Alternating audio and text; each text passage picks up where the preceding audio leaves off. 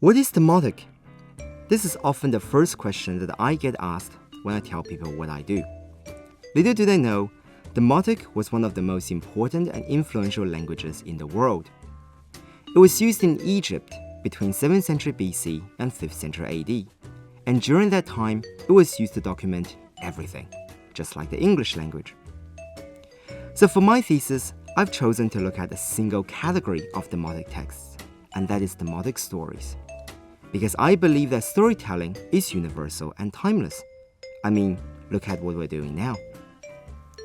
The stories that I'm working on are all part of a series commonly known as the Inaros story cycle, named after its protagonist, the hero Inaros.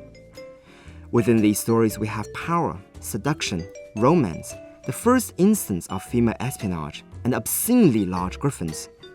So put it this way, it was more epic than Game of Thrones. My research is basically looking to decipher ancient intellect through how they write, since no one has done that using these stories. So how do I achieve this? Well, it involves a two-step process. The stories are first translated from Demotic into English, and these documents that I translate from are often around 2,000 years old. This then leads on to the second step, which is looking at the composition of these stories, specifically the characterization and narrative techniques used. Essentially, what makes a story so interesting?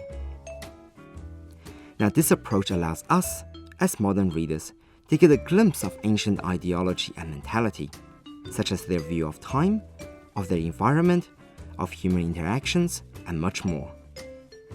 To give you a specific example, just from the way that they phrase their dialogue, like asking questions or making demands or commands, we can get an idea of how ancient Egyptians conduct their conversation. And let me tell you that even after all these years, the conventions are still basically the same as ours today. And that is remarkable. But hey, you might ask, what is the point of learning a dead language? Bear this in mind. Ancient texts such as these are the foundation of all human knowledge, whether it's science, technology, engineering, or mathematics.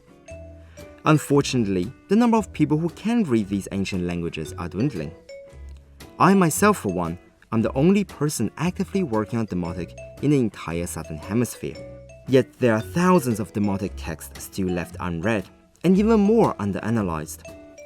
It is essential that they be translated, since there is no telling what additional impact and contribution Demotic will have on our society. And it is with that motivation, I'm here to make sure that this dead language lives on.